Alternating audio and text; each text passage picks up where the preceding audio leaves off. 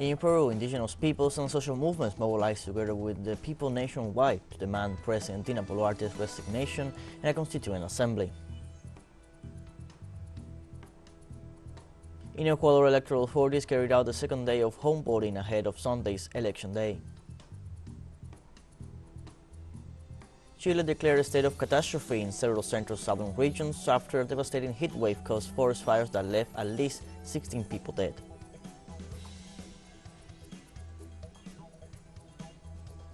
Hello, welcome to From the South. I'm Luis Alberto Matos from the teleSUR studios in Havana, Cuba. We begin with the news.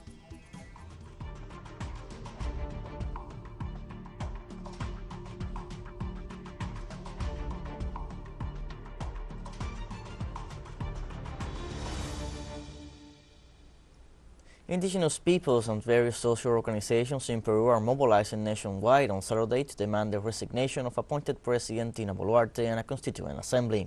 The National Collegiate Committee of Struggle of the Regions called for a big march and an indefinite national strike starting this Saturday to demand the resignation of Boluarte. In addition to this Saturday's march, mobilizations were called in the Peruvian capital for next Thursday, February 9th, and strikes in the regions of Ayacucho and Arequipa for the following week.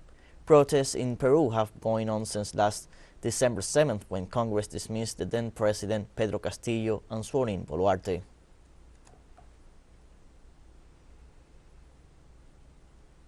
The Peruvian Congress postponed until August all kinds of discussion or debate to bring forward the general elections, disregarding one of the main demands of demonstrators against the appointed President Dina Boluarte. Congress' decision was taken after its Constitution Commission rejected to debate the initiative presented by Boluarte to bring forward the presidential elections to next October. The measure was approved with 11 votes in favor, 10 against, and 1 abstention. As a constitutional reform, the decision must be subject to the full Congress consideration, and for that end, it needed to obtain 14 votes in favor.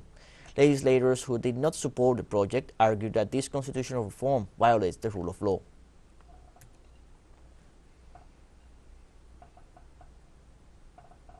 The National Association of Journalists in Peru announced that more than 150 journalists have been attacked so far during anti-government protests.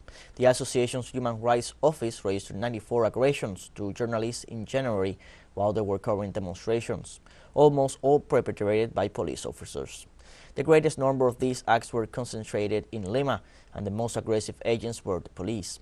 The association also specified that among the most serious incidents was the death threat made by police officers against journalist Aldair Mejia in Juliaca.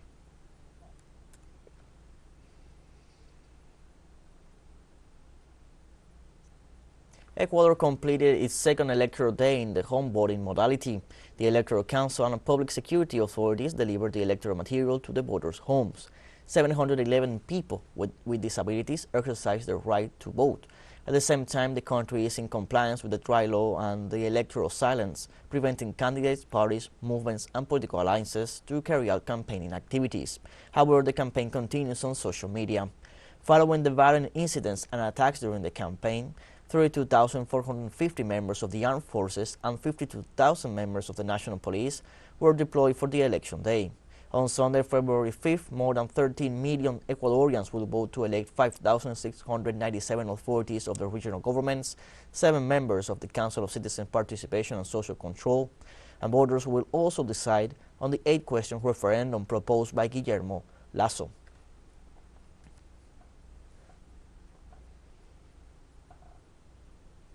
And just hours before a complex election day, Ecuador's President Guillermo Lasso faced the judiciary on the prosecutor's office on the decision that would release the leader of the gang known as the Choneros. The head of state addressed the country on national television to criticize the decision of Judge Maria Guzman and prosecutor Julio Sanchez shortly before the police hierarchy had also made a statement on the matter. Junior Roldan Paredes was sentenced to more than 27 years in prison on charges of homicide, drugs, and weapons trafficking, among other offenses. The president said they will not respect the decision to release him, fueling the confrontation between the executive, judiciary, and public prosecutor's office. Let us take a short break, but first remember you can follow us on TikTok at the account at teleSUR English, in which you will be able to see news in different formats, news updates, and much more. All the stories coming up. Stay with us.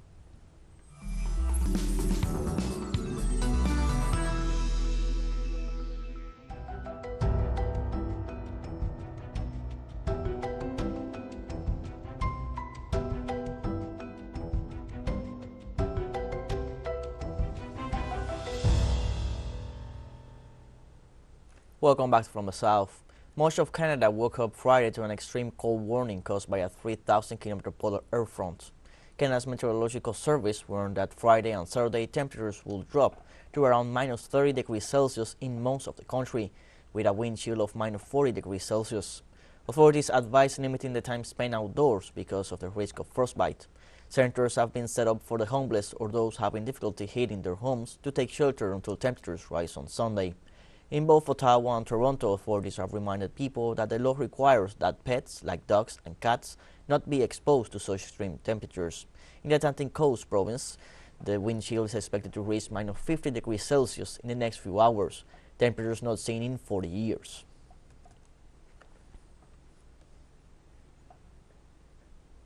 Mexico's President Andrés Manuel López Obrador announced on Friday that he will propose declaring the tourist lands that have not yet been given in concession as protected natural areas. In his daily morning press conference, AMLO indicated that his government is studying a decision related to the National Fund for the Promotion of Tourism. He explained that there are close to 10,000 hectares in areas such as southern Baja California, the base of Huatulco, Quintana Roo, or Playa Espiritu that need state protection to guarantee public access to them. For that reason, he stated that he is considering designating these zones as natural protected areas to safeguard the nation's patrimony and stop any possible privatization in the future. He also criticized past administrations for concessioning tourist areas and regretted that the nation lacks public beaches.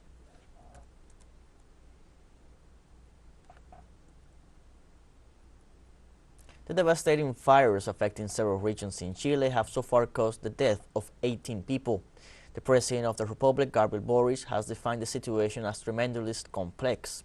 According to reports from experts fighting the flames in the regions of Maule, Noble, Biobío, and Araucanía, the eastern winds have contributed to complicate the situation. The executive declared a state of catastrophe in the Biobío region, 500 kilometers south of the capital, Santiago. The National Director of Disaster Prevention and Response Service, Sana Pred, reported that the situation in affected region has not been controlled yet.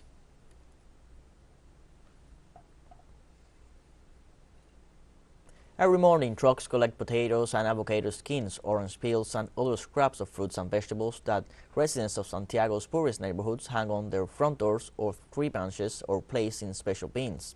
For nearly 2 decades, the residents of La Pintana have been the seemingly unlikely pioneers of recycling in Chile, South America's largest garbage generator. In the impoverished La Pintada neighborhood of Santiago de Chile, the inhabitants are an example of recycling for the country that generates the largest amount of garbage in South America. Every morning, trucks pick up potato, avocado, or orange peels sorted by the neighbors. Vegetable waste accounts for 50% of the garbage produced by each family in La Pintada.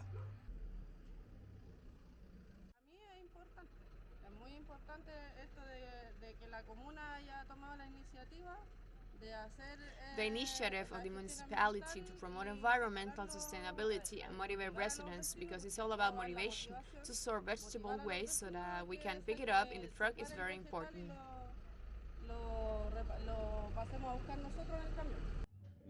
It's used for many things. They turn into potting soil, and it is used by the community itself, in squares and gardens. And it helps the municipality to save money because it is no longer being bought.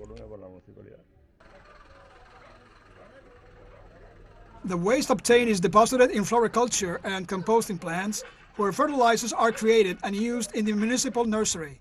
In this place, built in a former garbage dump, 100,000 plants of 400 different species are produced every year. With them, they're changing the face of La Pintada, where 15.3% of its almost 190,000 inhabitants live in poverty and which has one of the lowest percentages of green areas per inhabitants in Santiago.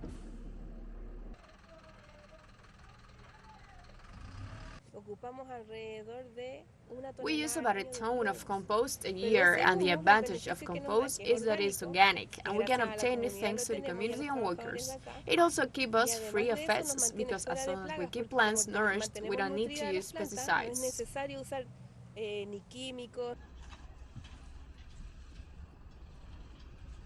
In Chile, each inhabitant produces more than 1 kilo of garbage per day, and only 0.8% is recycled.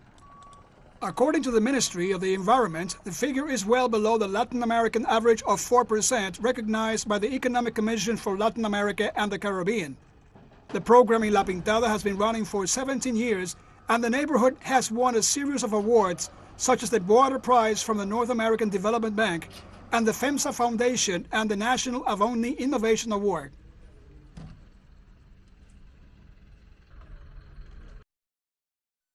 We must get people to love their neighborhood to see it cleaner, because it is not just love for its own sake. People must act accordingly with actions that make them love their place and take care of it.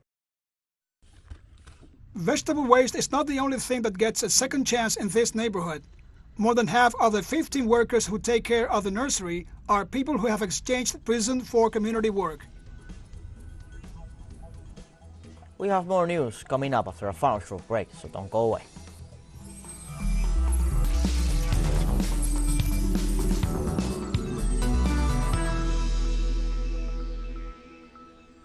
Welcome back from the South. After his arrival in South Sudan, Pope Francis urged the country's leaders to stop the mutual accusations and to fulfill the promises made in the peace agreements. During his speech, the pontiff urged the people of South Sudan to regenerate social life and take decisive steps towards the development of the country. He also lamented the years of conflicts that have generated violent confrontations and more than 400,000 deaths, in spite of the peace agreement signed between the parties. It is expected that on Saturday, Francis will hold a meeting with bishops, priests, religious, and seminarians in the Cathedral of Santa Teresa.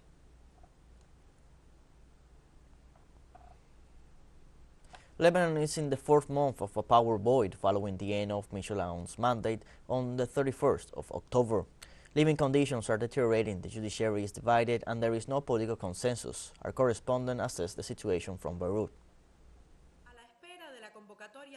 Waiting for the 12th parliament to convene, the political stalemate and the lack of consensus candidates. That is how the report described the power void in Lebanon, that is searching for a new president of the republic for the next 6 years. We wanted a national agreement with all Lebanese, with the PSP, the Future Movement, Amal, the Lebanese forces, with Phalangists and others. The party that has been the most positive is Hezbollah. During the mandate of President Amin, an important part of the state-building process was broken, and when his mandate ended, it suffered and is still standing in the interest of preventing intrigues and an internal war. In this context, analysts warn of a climate of social instability in the next 100 days and reveal intervention plans by Qatar, Saudi Arabia, France, and the United States to propose a candidate for the presidency. It is said that there will be a four-party meeting, perhaps a five-party meeting in Paris. That is good, but it does not prevent us from trying to do something. I won't call it an initiative, but rather an attempt to break down some political, psychological, and other barriers to reach a consensus that will lead to the election of a president. The reality in Lebanon is complicated by the collapse of the Lebanese pound, high food prices, splitting the judiciary, and the following of the investigation's reception into the port explosion and a call for a general strike by the trade unions. Besides, they are under an acting government with limited constitutional powers. This is an empty government. A republic without a president means a body without a head. And there is a government that does not enjoy the confidence of parliament, and therefore is not legitimate because it lacks an essential factor. The factor is stipulated in the Pact of the Republic.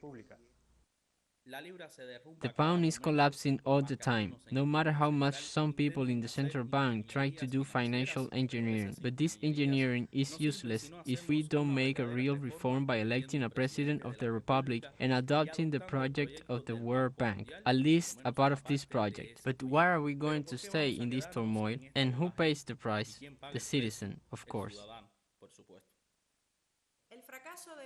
Parliamentary session keeps the presidential election in Lebanon on hold, despite insistence that no more time should be wasted, and engaging in a dialogue as the only way to elect the next head of state and push through recovery reforms. Desde Beirut, Leslie Alonso, teleSUR. We have come to the end of this news briefing. You can find these and many other stories on our website at telesurenglish.net. You can also join us on social media, Facebook, Twitter, Instagram, Telegram, and TikTok. For teleSUR English, I'm Luis Alberto Matos. Thank you for watching.